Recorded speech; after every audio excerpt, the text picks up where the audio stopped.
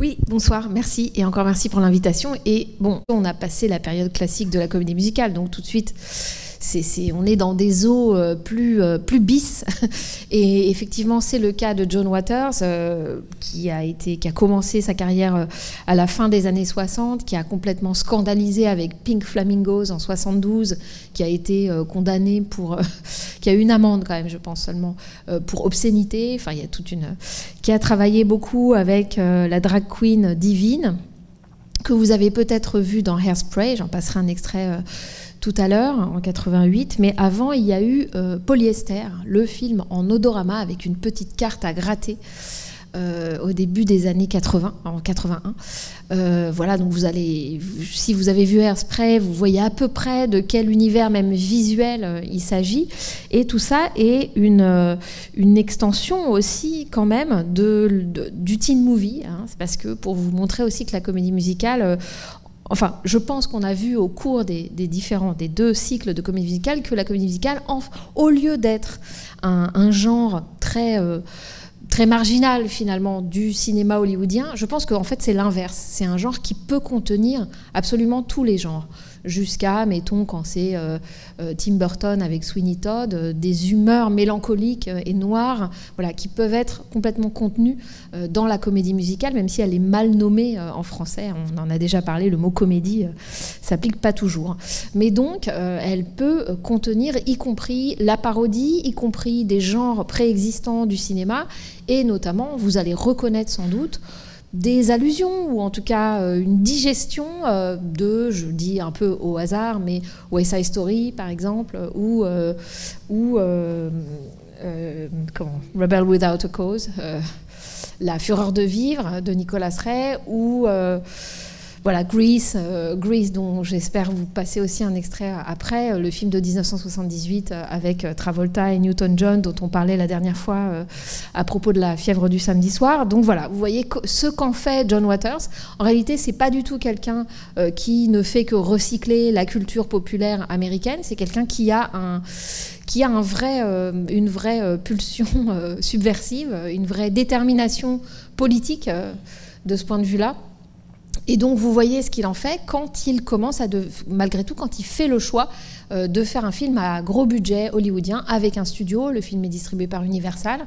Gros budget à l'époque, 13 millions de dollars, qu'il n'arrivera d'ailleurs pas à récupérer en recettes. Et puis, star pour les adolescentes, à savoir, c'est Johnny Depp dans son premier rôle en tant que premier rôle au cinéma, et qui était la gloire de 21 Jump Street, la série, et que John Waters ne connaissait pas avant de devoir trouver un jeune premier bankable. Et donc il dit qu'il est allé acheter des magazines pour ados. Il a pris tout un paquet de magazines et il a vu que celui qui était le plus souvent en couverture, c'était lui, et c'est comme ça qu'il y est allé. Johnny Depp, acteur, malgré sa renommée récente, très infamous, a une carrière d'acteur en réalité très variée, très intéressante. On en reparlera peut-être, mais en tout cas là, c'est un premier rôle. C'est pas vraiment lui qui chante, hein, du point de vue vocal, mais vous allez voir que ça n'est pas la seule transgression du film, loin de là. Donc peut-être on voit d'abord le film, et puis j'espère que vous resterez après pour échanger. Je serais évidemment curieuse aussi de ce que vous en pensez en regard de tout le reste du cycle, qui est quand même empreint par une forme de classicisme et de, pourquoi pas le dire, de conservatisme aussi hollywoodien, hein, dans les récits. Donc ce serait intéressant de voir ce que le décalage provoque, s'il est si provocateur que ça. Voilà, bon film. Ça vous change d'Elvis. Il y a un petit peu de Jailhouse Rock, inspiration dans la scène de la prison. Bon, alors ce film que j'ai revu avant de venir, mais que j'ai revu sur petit écran, et qui a quand même des durées différentes quand on le revoit sur grand écran aussi, et dont je me souvenais que l'avoir vu quand il était sorti, donc en 1990, à l'âge de 15 ans, et d'avoir acheté la cassette avec toutes les chansons, et de me souvenir assez bien en fait de ces chansons. Pour moi, c'est l'une des qualités, c'est que chacune des chansons est assez mémorable du point de vue de la mélodie, en tout cas. par quoi on commence? Par le fait que peut-être, je vous ai promis une transgression dans la démarche de John Waters, et vous voyez là qu'il a décidé d'être beaucoup plus mainstream, beaucoup plus sage en quelque sorte, avec ses oppositions entre les deux, entre les Drapes, entre les coincés et les rebelles, mais dont on voit bien qu'il y a d'une part une référence un peu rétro, mais on pourra y revenir, est-ce que le film est rétro? Qu'est-ce que ça signifie et qu'est-ce qu'il parodie aussi, mais qu'au fond, cette critique du puritanisme américain, elle est un peu à double tranchant. On peut se demander si lui n'est pas, avec ce fond bon enfant et cette capacité notamment de la grand-mère Square à finalement quitter ses principes rigides. Voilà. Où est-ce que lui se situe, et est-ce qu'un film comme ça est si subversif? Je crois qu'il réfléchit déjà sur un cinéma qui est un cinéma lui-même rétro. À savoir le cinéma, donc le teen movie, mais surtout le cinéma de la fin des années 70, dont je vous parlais, Grease surtout, qui lui-même, donc en 78, regardait une adolescence de manière parodique, regardait l'adolescence des années 50-60 en la faisant jouer par des gens qui n'avaient pas 15 ans, qui n'avaient pas 20 ans, qui avaient plutôt 25-30 ans, et qui étaient censés être déjà des lycéens. Je ne sais pas si peut-être on peut même tout de suite passer le premier extrait, parce qu'on parle de Grease, mais finalement on n'en a pas passé un extrait la dernière fois. Tu veux envoyer Grease maintenant? Est-ce que c'est trop tôt de vous montrer un extrait d'un autre film? Quand tu veux. Moi, je veux bien, pour une fois, qu'on passe l'extrait de Grease, et de cette idée que comment la comédie musicale absorbe le teen movie, le film pour adolescents, mais en le modifiant, en le faisant d'abord bien sûr chanter et danser, mais aussi quand même jouer et danser par des gens qui sont toujours plus âgés que leur rôle. Finalement, en voyant quand même les deux à la suite, bien sûr, il y a des points communs de cette parodie du teen movies avec les deux groupes, les garçons, les filles, et la fausse pudibonderie affichée en tout cas sur les couleurs des costumes, les jupes longues, les pink ladies, les coiffures un peu ridicules, etc. Et en même temps l'hypersexualisation quand même des paroles et puis des chorégraphies. Mais quand même, quand on voit comme ça les deux à la suite, moi je ne sais pas ce que vous en faites, mais il me semble que ce qui frappe quand même chez John Waters, c'est que c'est pas tout le monde il est beau. Donc c'est vraiment un cinéma qui a sa troupe. Alors il y a des acteurs ou des gens de télévision, ou il y a Iggy Pop que vous avez reconnu peut-être dans le rôle de l'oncle Belvédère. Moi je reconnais comme ça Ricky Lake, qui avait ensuite un show à la télé que j'ai regardé quand je vivais aux États-Unis, mais voilà, qui sont des figures comme ça qui constituent une sorte de troupe pour John Waters.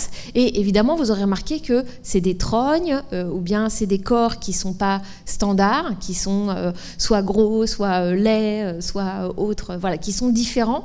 Et quand même le film célèbre cette différence, c'est-à-dire que c'est pas une sous-intrigue, c'est pas juste un personnage qui est traité d'une façon ou d'une autre. C'est en fait, tout le monde est d'une certaine façon hors norme du côté des Drapes, et il le maintient. C'est-à-dire que voilà, ça pourrait, et c'est vrai que voir cet extrait de Grease après, par contraste, montre que Grease veut absolument maintenir ce corps glorieux, ces visages glorieux des deux, et que si vous vous souvenez, Cry Baby finit sur, voilà, on est passé d'une seule larme à deux à la fin, mais il me semble qu'on sent davantage un premier degré au fond du sentiment, de l'amour, de quelque chose qui serait de l'amour pour tous les corps et toutes les classes d'une certaine façon sociale, je trouve, plus chez John Waters plutôt que dans Grease, ou disons le teen movie musical, dans sa forme musicale, dont on voit bien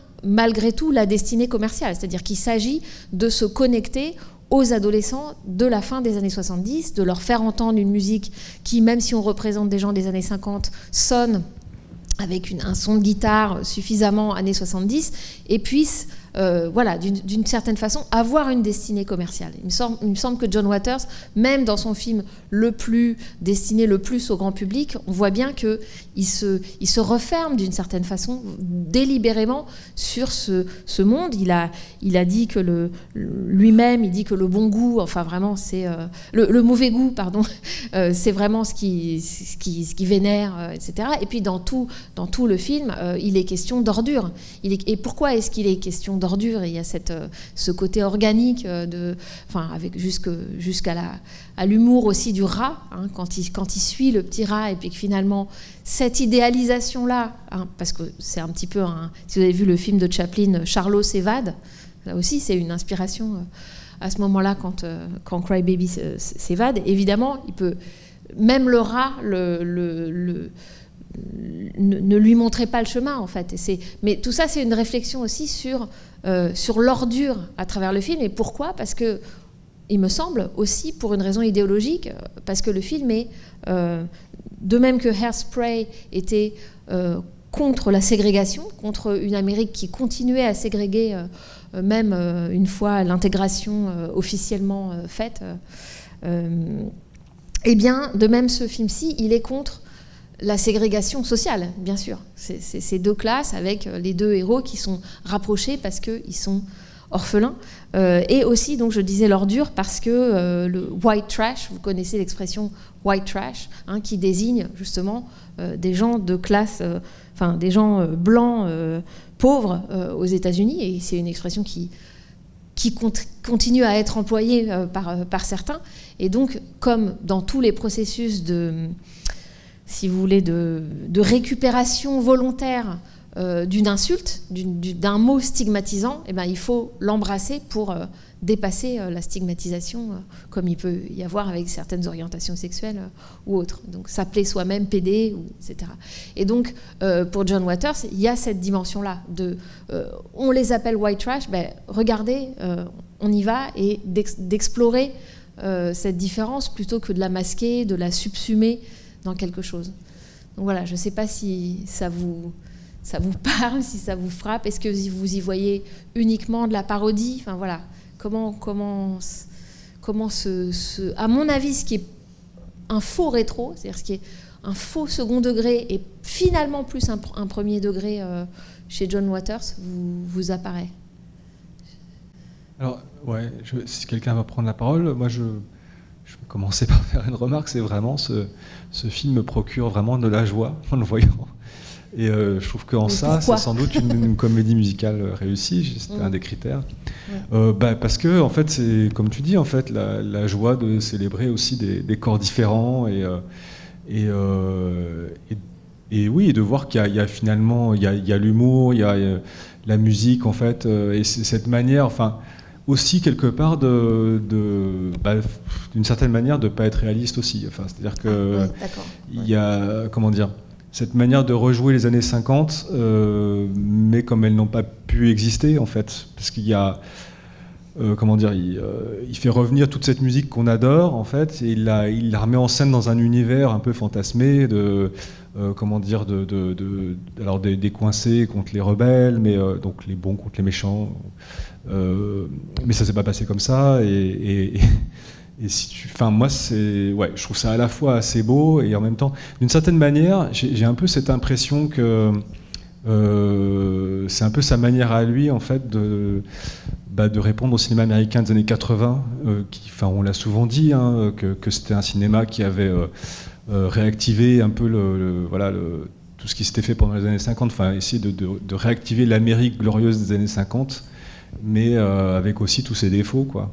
Oui, le consumérisme, la marchandisation, le libéralisme à outrance du réganisme dans les années 80. Voilà, et puis également, ce côté où c'est la réactivation de toutes les peurs, les différences sociales, etc. Et oui, et ce film, en fait, prend le contre-pied. En fait, moi, il y a un truc que je trouve intéressant aussi, après je vais arrêter de parler, c'est que entre la tante d'Alison je me souviens plus, pour Cry Baby, c'est la grand-mère, c'est ça. En fait, j'ai cru que c'était les mêmes actrices, en fait. Et je trouve qu'elles se ressemblent vachement. Et à mon avis, c'est fait exprès. Enfin, je sais pas. J'ai pensé aussi. Et il y a quand même un côté, les deux faces de la même médaille. En fait. C'est-à-dire que l'un, ils ont besoin l'un et de l'autre pour exister. Enfin, je veux dire, John Waters a quand même besoin des gens coincés, quoi. Enfin, et inversement. Enfin, voilà. Après, oui, alors du coup, ça peut aussi abîmer le récit, c'est-à-dire le fait qu'on sente assez vite que cette opposition, elle est politiquement soutenue, mais dans le récit, on voit bien que dans son amour des personnages, dans l'affection qu'il a en fait pour tous ces personnages, ça inclut aussi entre guillemets les méchants. Et je suis d'accord qu'il y a un effet de symétrie très fort entre ces deux actrices. Voilà, la grand-mère Square, ça va m'échapper son nom, c'était une actrice dans les années 50, elle n'a pas eu une longue carrière, et si vous regardez sa photo dans les années 50, elle se ressemble, elle n'a pas beaucoup changé. Comment elle s'appelle? Voilà, oui, Polly Bergen, voilà. Et l'autre grand-mère, Suzanne Tyrrell, c'est vrai qu'elle est aussi grimée, elle a les traits un peu de Norma Desmond, comment s'appelle-t-elle? de Boulevard. Non, mais l'actrice, voilà.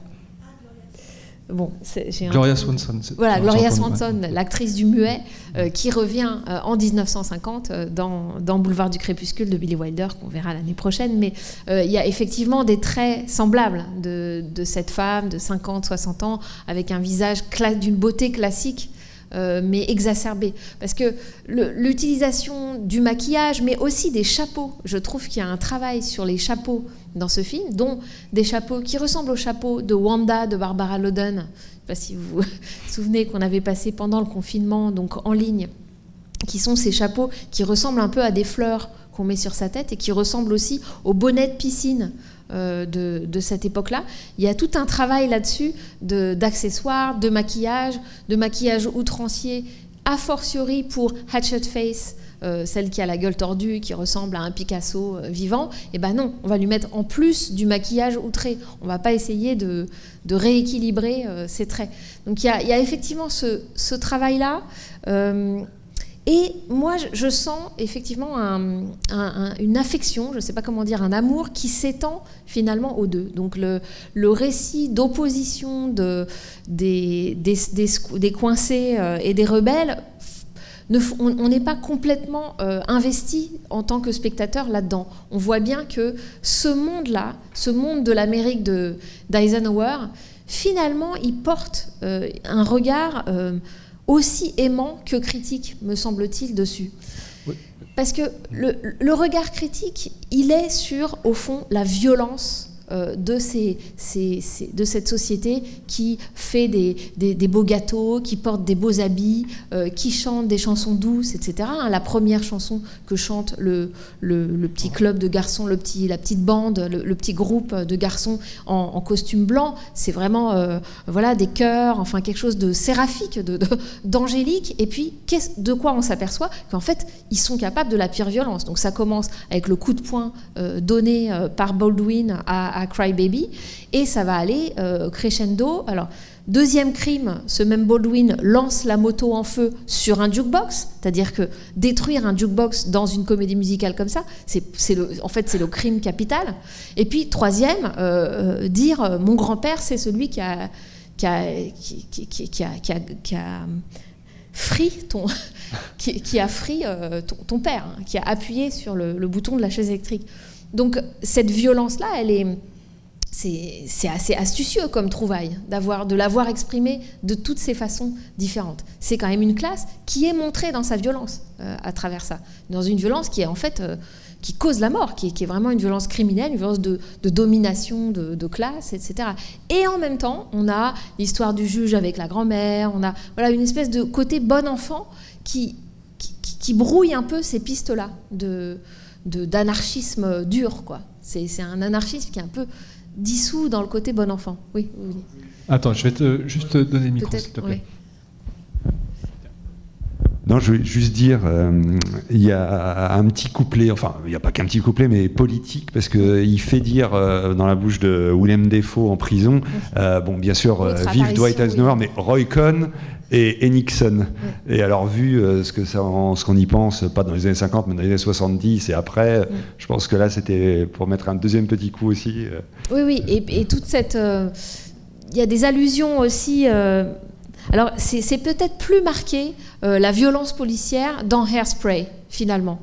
Mais là aussi, je veux dire, il est ce gardien de prison avec une espèce de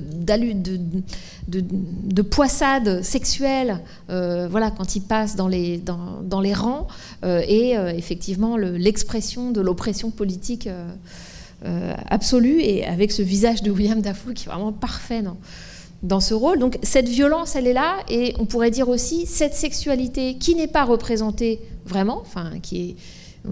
Donc il est à la fois contre le puritanisme de cette ère Eisenhower, et en même temps lui-même, il pourrait à cette époque-là montrer des choses, y compris sexuelles, beaucoup plus explicites. Donc il adopte volontairement les codes de cette époque. C'est en ça qu'il se met dans une position rétro, d'une certaine façon. Pas toujours, mais je pense à cette scène d'ouverture. On a aussi choisi le film un peu pour ça, parce qu'on s'est dit qu'un vaccin pour ouvrir un film, bon, c'était en ces temps, vous vous souvenez, c'est le moment où ils se font vacciner contre la polio. En réalité, ça aussi, c'est une trouvaille de mise en scène. Leur première rencontre, donc entre elle et lui, c'est exactement une scène, pardon, mais de pénétration. Hein. Il y a les grosses aiguilles qui se mettent dans leurs bras au moment où ils se rencontrent, et puis à la fin, la larme qui coule sur le visage de Crybaby. Mais on n'est pas obligé de le voir comme ça, évidemment.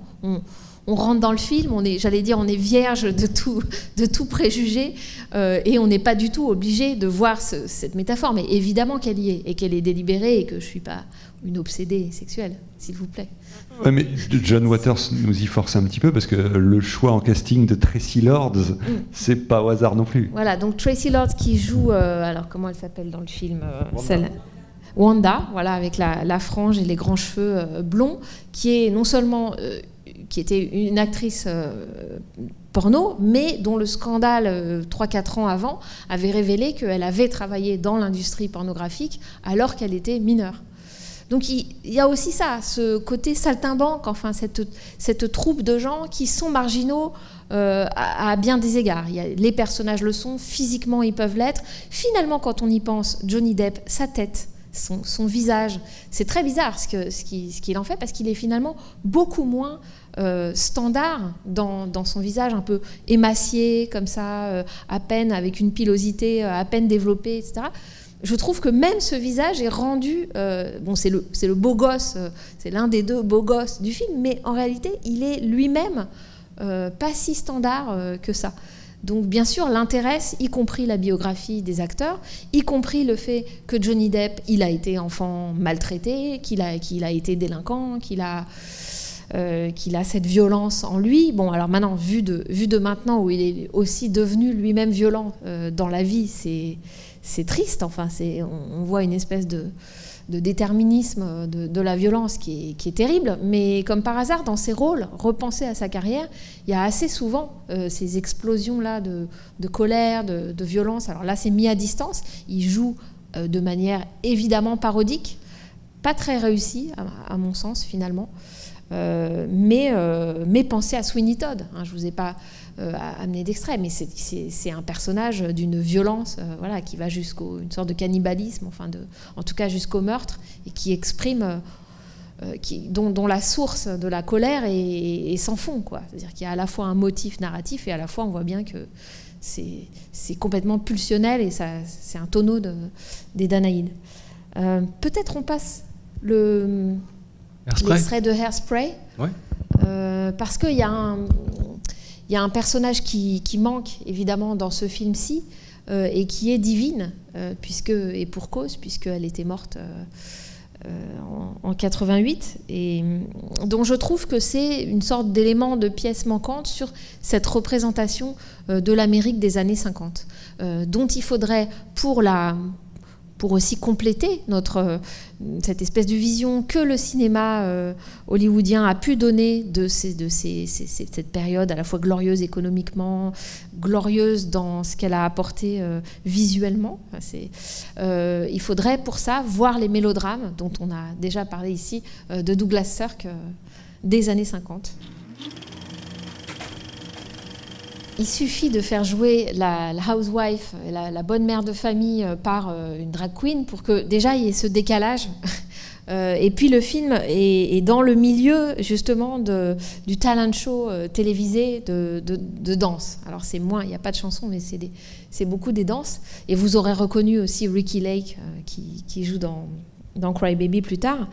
Et c'est intéressant parce que Hairspray parle déjà de quelque chose qui est la récupération de quelque chose, puisque c'est la télévision qui s'appelle elle-même le Corny Collins Show. Donc corny, ça veut dire ringard, mièvre, enfin voilà. Donc c'est une espèce de récupération de tout. Et puis ce qu'on voit aussi, c'est que dans ces danses de ces petits blancs de la petite bourgeoisie américaine, il y a tout un rapport avec la musique noire et la danse noire qu'ils intègrent, qu'ils le veuillent ou non, dans leur propre gestuelle, dans leur propre chorégraphie.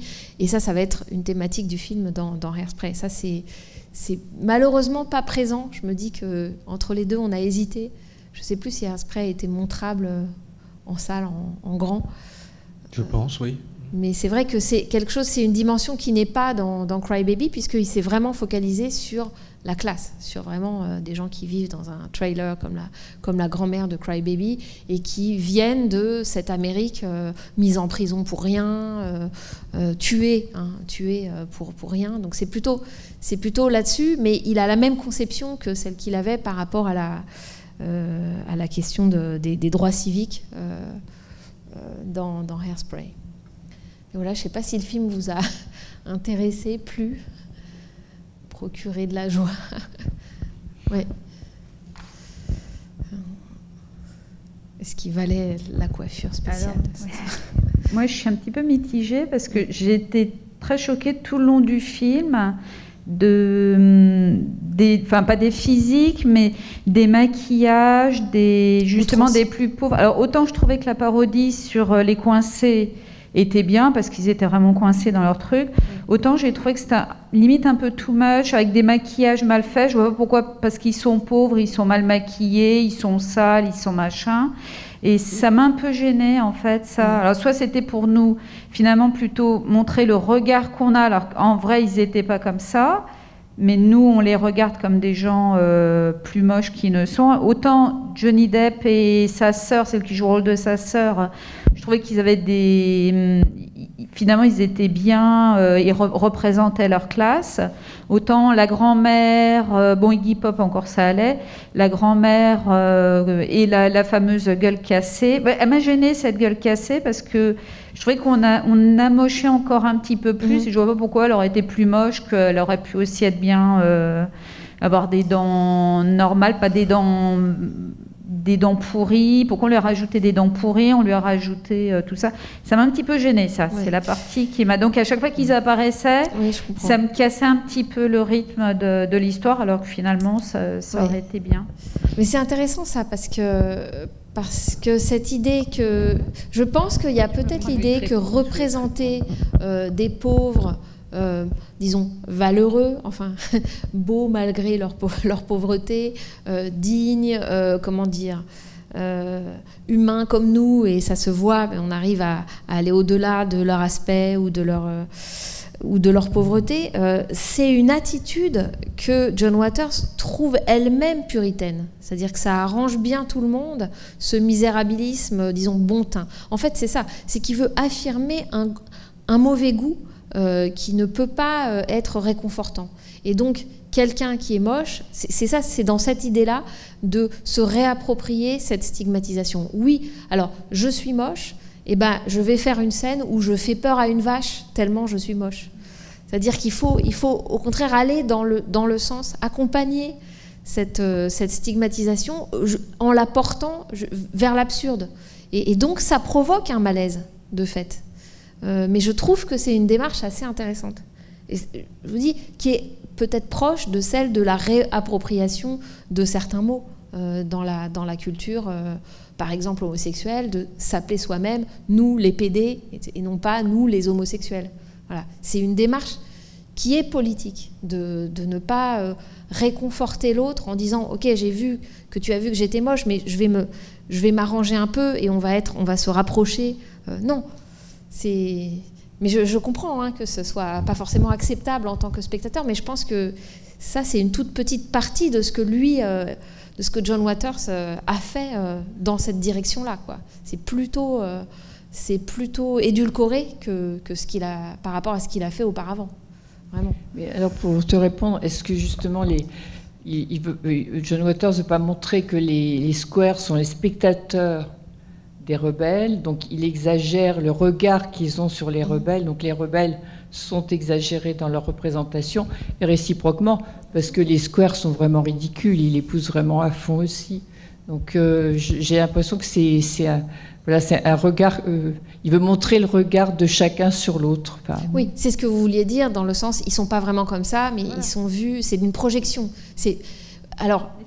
Mais c'est pas contradictoire. Il y a deux personnages surtout, il y a la grand-mère et la gueule cassée. Ces deux-là, oui, le fait qu'il combine effectivement des statuts différents, des statuts de représentation d'outrance, disons, différents, c'est intéressant parce que là encore, c'est comme ce que je disais sur le premier degré et le second degré, sur le fait de montrer l'opposition violente entre ces classes et en même temps d'embrasser l'ensemble dans une espèce d'atmosphère de joie malgré tout, qu'apporte la comédie musicale, bon enfant, que les deux musiques ne s'opposent pas tant que ça, que les chansons au départ sont assez opposées, et puis en fait il y a du rock chez l'un, la fille qui chante aussi du rock, et il y a beaucoup de transfuges de classe. C'est aussi cette idée de mélanger effectivement des personnages qui vont du côté de cette outrance. C'est pas contradictoire ce que vous dites sur le fait qu'il montre que chacun est le spectacle de l'autre, c'est-à-dire chacun croit que l'autre est plus autre qu'il n'est au fond. Bon, voilà, donc c'est une sorte de fond humaniste, me semble-t-il, de dire que on se fait soi-même ces scènes imaginaires, ces scènes au sens de mettre l'autre devant soi, mais séparé par la rampe, quoi. Et voilà, c'est le spectacle du pauvre ou le spectacle du riche, mais au fond, tout ça est un enchevêtrement de projections les uns par rapport aux autres. Au fond, ce que vous avez vu, si vous êtes venu voir French Cancan de Renoir, ça joue aussi là-dessus. Comment on va vendre de la canaille pour millionnaires en ouvrant un cabaret très cher, mais en montrant les fleurs de pavé, les prostituées de Montmartre, etc., mises en scène dans des numéros. Bien sûr qu'il y a une réflexion sur le fait que la société, c'est une imbrication de petits théâtres. Et où autre part que dans une comédie musicale, c'est le lieu de montrer ça, puisque la comédie musicale est le genre le plus avoué, proche du théâtre, du spectacle, et c'est surtout un genre qui valorise le spectacle. Donc tout de suite, on a une complexité politique, puisque dans une comédie musicale, on ne peut pas dire « Ah ben nous, le spectacle, non », puisque ça n'est que ça, la comédie musicale. Et vous vous souvenez de Chantons sous la pluie. Chantons sous la pluie, ça n'est que embrasser ce spectaculaire. Partir d'une idée que le vrai comédien, c'est l'acteur shakespearien, c'est l'élite, c'est la littérature, etc. Et puis dire, ben non, aujourd'hui, c'est au cinéma chanté, c'est dans le spectacle, c'est dans la joie, dans la couleur, dans la parodie, dans le faux, qu'on peut trouver l'authenticité, y compris l'authenticité amoureuse. Donc c'est évidemment un lieu où on sait que tout est spectacle et où c'est très complexe parce que ce spectacle, il peut aussi mener à des guerres de classe et à une oppression, à un aveuglement d'une classe envers une autre ou d'une couleur de peau envers une autre, etc., qui politiquement va loin. Enfin, qui politiquement, d'une certaine façon, on peut tuer l'autre si l'autre n'est qu'une image. Vous voyez ce que je veux dire ? À force de le voir uniquement par ses propres projections, son humanité nous échappe, quoi. Donc c'est en fait assez complexe. Il y a une scène qui est intéressante aussi en parlant de spectacle, c'est lorsque les prisonniers sont au cinéma, ils sont devant un film d'horreur, en fait ils n'ont pas peur du tout, ils sont écroulés comme ça avec leurs lunettes, et puis au moment où les deux affreux sortent de l'écran, se courent après, et là ils se mettent à avoir peur. Et mais alors ça irait dans le sens de choquer Sandrine, parce que ça voudrait dire qu'ils sont encore plus moches qu'un monstre. Oui, mais parce que ce qui fait peur, c'est aussi le réel.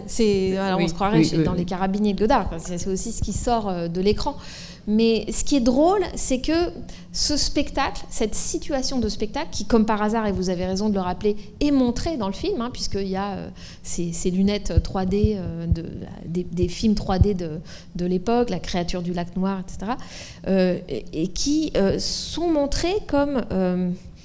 me semble-t-il, une espèce de tourniquet, c'est-à-dire qu'ils ont peur, ils n'ont pas peur du film qui est censé leur faire peur, ils ont peur des vrais monstres sociaux, disons des cas sociaux qui débarquent sur la scène, mais en fait c'est jamais fini, c'est-à-dire que et en même temps ils rient. Je ne sais pas si vous vous souvenez quand les policiers essayent de fendre la foule et qu'ils leur tirent les jambes pour pas qu'ils avancent, on voit que les gens avec les lunettes, qui sont les spectateurs avec les lunettes, rient en même temps et qui sont encore au spectacle, vraiment comme au cirque ou pas comme au cirque, mais comme dans un train fantôme. C'est ça. C'est plutôt ça le modèle de spectacle. Ce serait plus le train fantôme que le cirque. Cette idée que y a une rampe. On voit bien qu'il y a une situation de spectacle avec des spectateurs et des gens qui sont les performeurs, mais que en fait tout ça est toujours sur le point de se rompre. La rampe est sur le point de se casser et les gens de se déverser dans la salle. Et réciproquement, la salle peut agripper aussi les performeurs. Et c'est peut-être ça un fantasme de la comédie musicale, y compris à l'écran. C'est-à-dire que c'est difficile à faire en vrai à Broadway. Je pense qu'à Broadway, ça ne se pratique pas. En fait, c'est des tellement grosses productions que cette rupture-là, elle est impossible. Mais au cinéma, c'est autre chose, puisqu'on perd la troisième dimension. Que perd le cinéma ? Enfin, ça, c'est Gene Kelly qui avait réfléchi à ça, et c'est pour ça qu'il a bougé la caméra, qu'il a été vraiment metteur en scène de la comédie musicale dans les années 40 et 50. C'est qu'il a dit, mais en fait, quand on passe au cinéma, on perd la troisième dimension. Or, dans la danse, c'est très important, parce que c'est important l'épaisseur du corps, la profondeur, le rond, le côté rond qu'on a dans le corps, et puis bien sûr les déplacements. Donc cette profondeur, elle est complètement aplatie au cinéma. Comment est-ce que je vais faire pour bouger ma caméra de telle manière à ce que ça recrée une impression de troisième dimension. Alors évidemment, quand c'est du cinéma 3D, années 50, ça n'est qu'une illusion de c'est une parodie de 3D. C'est pas du tout ça qui est recherché dans la mise en scène, par exemple, de Gene Kelly. Mais je veux dire que cette question de comment exorciser l'absence de troisième dimension au cinéma, le fait que le cinéma, au fond, ça n'est toujours que de la 2D, et que c'est un problème pour quelque chose qui vient du spectacle scénique, eh bien peut-être que l'une des réponses, c'est ça, c'est-à-dire de montrer des situations où la rampe n'existe plus, elle est brisée, et où ce qui devrait être séparé se mélange. Et c'est quand même un peu le thème du film, ces deux classes qui ne devraient pas se mélanger et qui finalement se mélangent au sens vraiment physique, où ils vont faire des enfants, quoi, où il va y avoir... Oui, je te passe. Et ce qui est intéressant aussi, c'est toutes les circulations qui sont étonnantes dans la prison. Ceux qui sont à l'extérieur, qui rentrent, on ne sait pas comment. Enfin, il y a quelque chose de très étonnant dans cette scène. Je ne sais pas si vous comprenez ce que je veux dire. Oui, et puis qui ne devraient pas être en prison, pourquoi ils sont là, comment ils ont pu rentrer, comment on a pu y s'est passé. Il y a cette espèce de circulation impossible et qui se fait quand même dans ce passage-là. Je pense que c'est une dimension de mise en scène du film qui nous apparaît pas forcément tout de suite, mais vous avez raison, que ça crée que tout n'est comment faire communiquer, quoi. Comment faire communiquer. Donc ça commence avec la scène du vaccin et les deux qui se regardent et qui sont piqués, qui sont interpénétrés, on pourrait dire, avec l'aiguille. C'est ça, c'est-à-dire qu'il faut rentrer dedans, quoi. Il faut rentrer dans la chair. Il y a quelque chose malgré tout de très organique, malgré cette apparente, cette espèce de vernis rétro qu'on voit dans d'autres films. Il me semble que là, on le voit, mais qu'il y a quelque chose de beaucoup plus... qui circule effectivement beaucoup plus. Alors, c'est thématisé dans la mixité sociale, mais c'est aussi dans la mise en scène... ces couloirs, ces faux conduits, ces choses où on croit sortir, en fait, on est toujours encore dedans.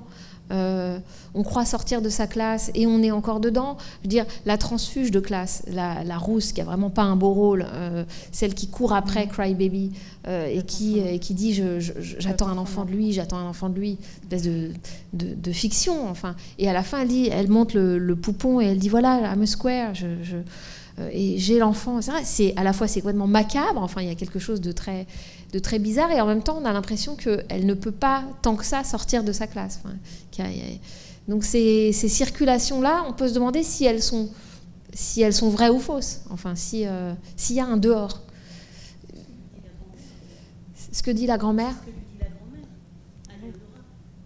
Oui, tu seras toujours une traînée. Tu as beau être une... Oui. Oui. Ouais, je ne sais pas quoi penser de cette phrase. J'avoue que c'est effectivement, ouais, c'est dit plusieurs fois. Justement, je trouvais que pendant tout le film, finalement, on demandait à l'héroïne, bon, je me souviens plus son prénom, il fallait qu'elle choisisse. C'est-à-dire qu'elle voulait essayer un peu l'un, l'autre, donc Alison. Et donc à chaque fois, il y avait toujours son prétendant qui disait maintenant, il faut que tu choisisses. Et finalement, c'est ça qui fait un peu le bazar dans l'histoire. Hein. C'est-à-dire qu'en fait, elle ne sait pas, elle, si elle veut être dans l'un, dans l'autre. En fait, elle voudrait être dans les deux. Et finalement, il faudrait que tout ça, ça se mélange pour que tout aille bien et qu'elle puisse être une coincée chez les rebelles. Enfin, voilà, passer de l'un à l'autre. Donc, tout le film, on lui demande à un moment de choisir, et elle ne veut pas choisir. Ce qu'elle veut, c'est que tout ça puisse se mélanger. Donc, ça revient à ce que vous disiez. D'une espèce d'utopie impossible, quoi. Voilà, à la fois amoureuse et... possible. Et je voulais rebondir, c'est que vous parliez justement de Chantons sous la pluie, et moi j'avais bien aimé la scène où on voit tous les enfants là qui sont à l'adoption, et ça me rappelait un petit peu, alors je sais plus c'était quoi le titre, c'était Beautiful Girl ou je sais pas quoi, dans Chantons sous la pluie justement, où on voit ces femmes en couverture de magazines, et là pareil les enfants étaient présentés, ça revient, on avait vu dans un autre film aussi, on avait ce genre de scène où on a, donc, est-ce que c'était un clin d'œil, mais en tout cas, ça m'a rappelé un petit peu ça. Oui, c'est important parce que ça ramène ce qu'on avait dit sur Parade de printemps de Charles Walters avec Fred Astaire et Judy Garland qu'on avait passé, qui était l'une des raretés dans ce qu'on avait passé. Et j'avais essayé de dire que le défilé, puisque Parade de printemps, c'est ça, une parade, c'était un défilé, était sans doute l'espèce de modèle de mise en scène de la comédie musicale. Comment au cinéma on peut faire ça, feuilleter.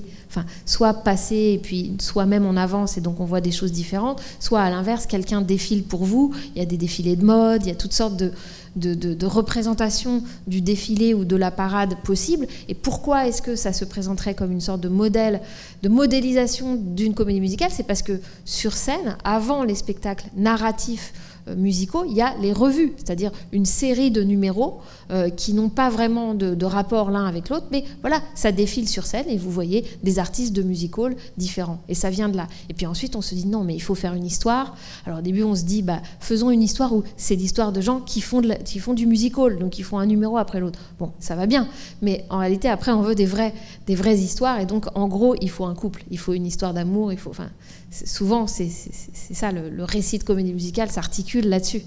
Donc en ça, c'est pas complètement fou qu'on retrouve effectivement de la comédie musicale classique ces éléments de mise en scène. D'abord le couple, la formation du couple avec cette rencontre au début avec le vaccin, et puis à l'intérieur des petites broderies de ces modèles.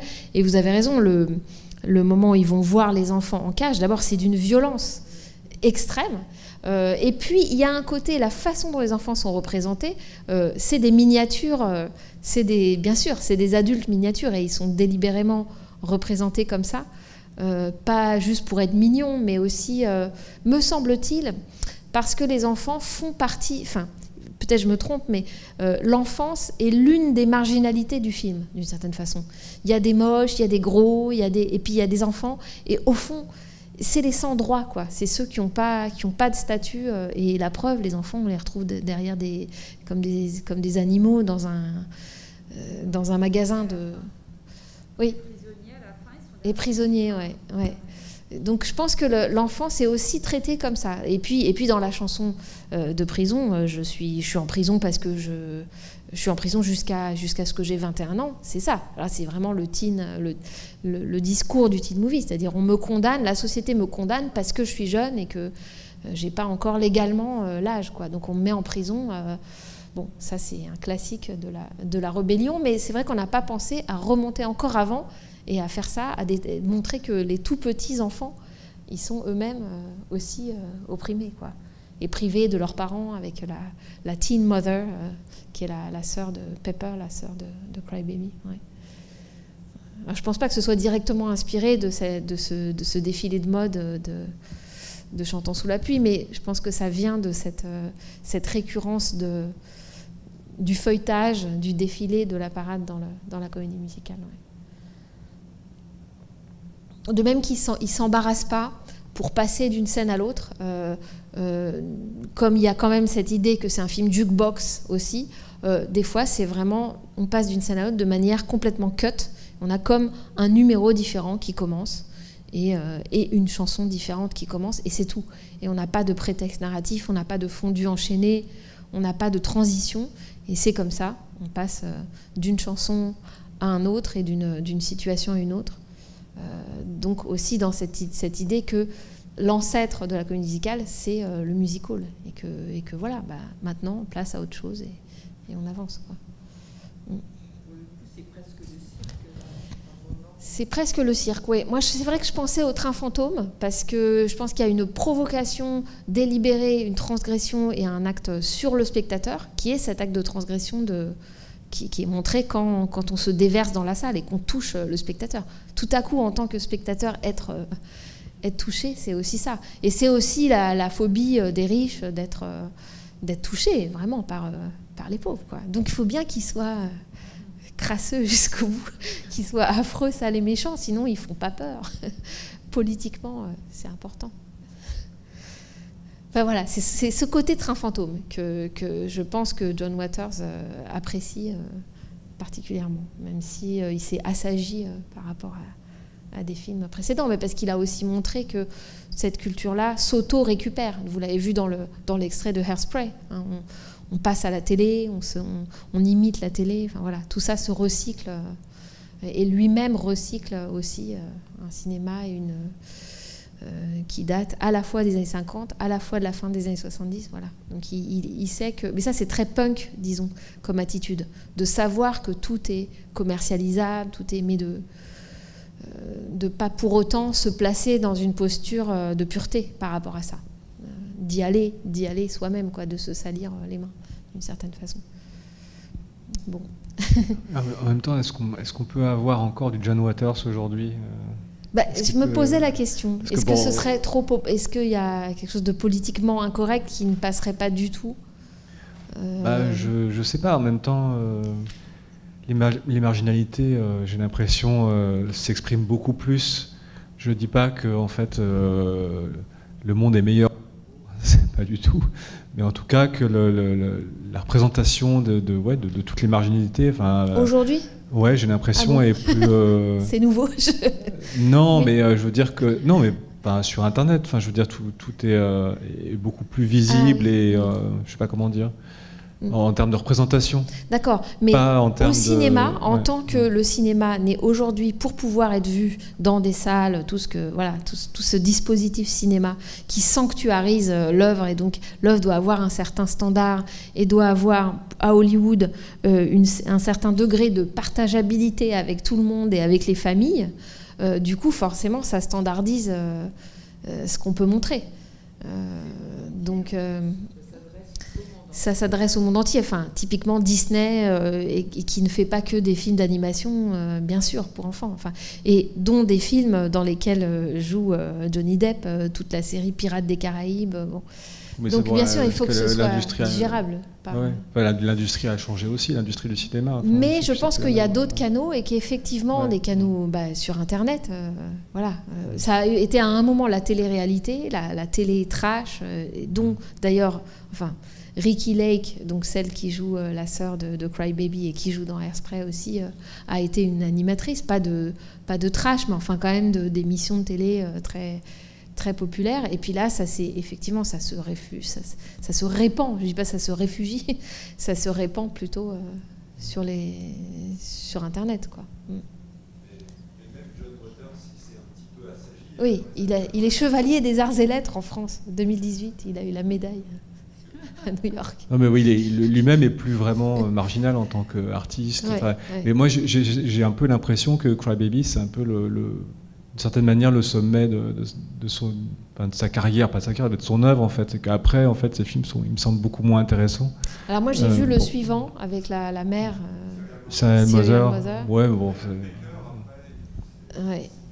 Non. Mais déjà ça, je pense que c'est un point de basculement, Cry Baby, parce qu'on sent que le mordant est un peu tempéré aussi par cette joie dont tu parles, par le soin apporté au. Oui, mais il l'a fait pour Universal, c'est un gros film, et c'est en ça que je dis que c'est un peu aussi un point d'équilibre, mais de bascule aussi. Oui, parce que c'est parfois plus intéressant de pouvoir faire une part de marginalité à l'intérieur du système.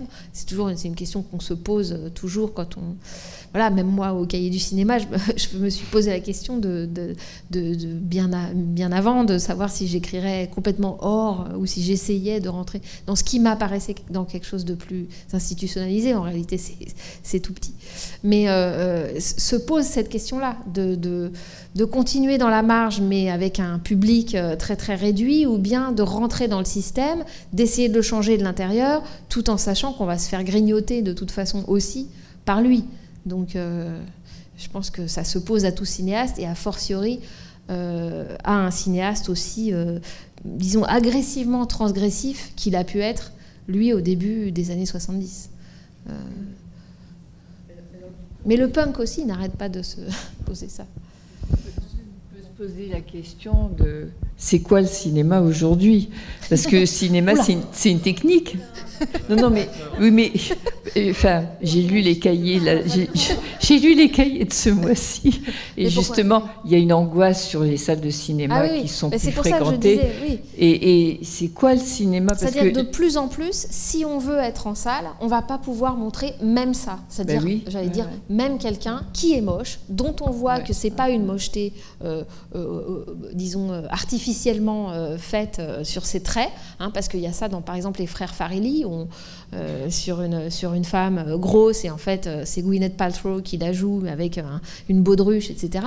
Bah non, John Waters, c'est pas ça, c'est qu'il est avec une troupe de gens qui sont comme ils sont au départ, et on en rajoute. Est-ce qu'on peut encore faire ça dans la mesure où il y a moins de spectateurs? Et donc s'il y a moins de spectateurs, on va aller soit d'un côté dire venez voir mon film, c'est du grand art, et donc sans doute, il va falloir avoir des pauses auteuristes et pas populaires, pas recycler une culture populaire. Ou alors, à l'inverse, il va falloir être pour toute la famille, bon, comme Hollywood fait ça depuis très longtemps, mais disons que ça se polarise et ça se durcit dans la mesure où il n'y a pas que le cinéma maintenant, et qu'on peut voir des films sous toutes leurs formes partout, quoi, de YouTube aux plateformes. Donc oui, ça se gâte pour les marginaux qui veulent faire vraiment du cinéma, quoi. Là, ça devient... Oui, ça veut dire, quand quelqu'un me dit « je vais au cinéma », je me dis « bon, d'accord ». Ou moi, quand je dis « je vais au cinéma », parce que le cinéma, finalement, c'est une technique. Après, avec cette technique, on peut faire 10 000 sortes de films. Enfin, aujourd'hui, c'est pas 10 000, c'est effectivement ceux qui rapportent de l'argent et les autres. Mais comme vous dites, je ne sais pas comment ils vont faire pour tenir en face de cette machine qui broie finalement. Hein. En tout cas, le cinéma, il me semble que le fait qu'on ait parlé, qu'on ait décelé, par exemple dans un film comme ça, des situations de scène comme ça, où il y a en fait les uns qui sont les spectateurs des autres, etc., ça rappelle que pour moi le cinéma, c'est d'abord un dispositif, qui est que l'image vient de derrière nous, qu'elle est plus grande que nous, qu'on est ensemble dans un lieu dans le noir, etc. Donc pour moi, le cinéma, c'est quand même d'abord un lieu qui, par extension, donne son nom aux œuvres qui sont destinées à ce lieu. Mais voilà, c'est quand même d'abord un lieu. Donc, pardon ? Alors que la télé, c'est un meuble. Alors oui, c'est la fameuse phrase que la télé est un meuble. Mais je veux dire, en disant ça, bien sûr, on a l'air de s'accrocher à des... Mais si on se rappelle que le cinéma est d'abord ce lieu, ça veut dire que c'est ce dispositif particulier, et que c'est ce dispositif-là qui peut devenir un souvenir, en fait, qui peut ne devenir qu'un souvenir dans la civilisation. Ah oui, avant, la lumière venait de derrière, Elle était plus grande, elle était projetée devant. Ça nous paraissait encore il y a 20 ans quelque chose d'établi pour toujours. Donc, mais c'est fou qu'on finisse le cycle là-dessus. Je proteste. Non, mais on va programmer Pink Flamingos. Oui, voilà, c'est ça. Vous viendrez tous le voir. Et non, mais je pense que si vous venez au cycle suivant, ça me fait une transition. D'ailleurs, vous l'avez vu avec la fin de la bande-annonce de Jean-Paul, qui m'a fait un peu penser à Cry Baby, bizarrement, cette Myriam Hopkins qui embrasse goulûment Maurice Chevalier, puis qui dit ça c'est moi, puis qui le réembrasse, et ça c'est moi, et c'est encore moi. Je crois que cette subversion-là, on peut la trouver dans des films qui ne sont pas aussi ouvertement marginaux et outrés, parce que ça ne plaît pas à tout le monde. Et on la trouve très certainement chez Lubitsch. Lubitsch, souvenez-vous, venant du théâtre allemand, venant de quelque chose de délibérément lourdingue et outré, et en ayant fait autre chose une fois qu'il passe au cinéma et dans la comédie sophistiquée, mais utilisant quand même le côté graveleux de Maurice Chevalier. Donc voilà, j'espère qu'on va garder dans cette combinaison Lubitsch-Wilder quelque chose de suffisamment subversif pour qu'on se dise qu'il faut qu'on le voit absolument ici. Il y a un film de Wilder qu'on passe pas parce qu'on l'a déjà passé avec Jack Lemmon qui s'appelle La Garçonnière. Oui. Et donc, vous aurez donc un nouveau ciné-club l'année prochaine qui s'appellera La Garçonnière avec un S. Ouais. Voilà. Bon, on en reparlera la prochaine fois. En tout cas, merci d'être venu et resté pour ce film bizarroïde. Et j'espère que vous viendrez en octobre. En octobre, pour donc le lieutenant Souriant. Oui, le lieutenant Souriant. Voilà, n'oubliez pas le cinéma pendant l'été. Merci Charlotte.